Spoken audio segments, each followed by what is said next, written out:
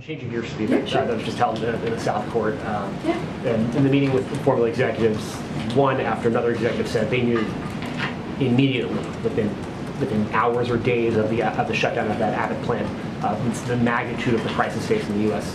baby infant formula industry was going to face, that supply crunch that we all saw play out over the last several months.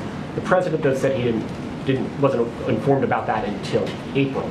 And then waited a full month to invoke the Defense Production Act and begin Operation Fly Formula, which we're starting to see affect the marketplace now. So what is the reason for the disconnect there, and is he going to hold anyone accountable? So let me just lay a timeline for you of what we have talked about before, but I'm happy to reiterate at this time. So we have been working on this issue since day one of the recall.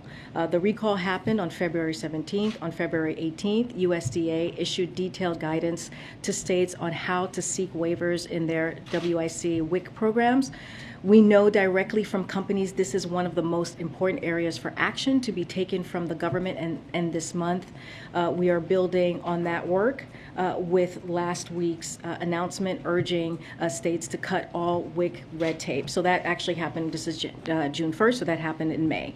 Also, importantly, agencies have been working closely with manufacturers to help them optimize process and boost production, which I just showed on these graphics that were behind me just a second ago. Because of quick action, and it is not by accident, today there is more infant formula coming off factory production lines in the U.S. than before the Abbott factory recall. That wouldn't happen without the work that we have done.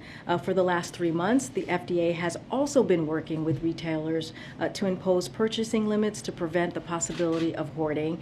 And just to take a step back, so just to remind folks how we got here, we are in this position because there were safety concerns at an Abbott facility. The scientists and the experts at FDA have been working around the clock 24/7 to come to an agreement, but ultimately have to ensure its facility meets their standards for the American people. And as Caleb said last week, the FDA has been clear. They need to look into how we got here, how this all happened. So he is calling for an after-action report. And so that is something that the FDA has said last week during their oversight hearings. Sorry, I said it's not for me, but does the president want to see an after-action report about how this building responded to that? Because he wasn't informed until April. So look, let me just say that the president is frustrated himself about the situation, about the issue that we have and he's frustrated on behalf of the American families.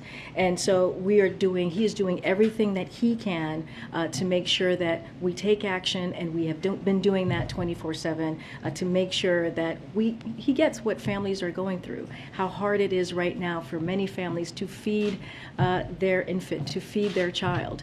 And so this is something that he's not taking very lightly. You heard from him, you saw him meeting with the manufacturers, and so we're going to continue to work around the clock to get this done. Okay, so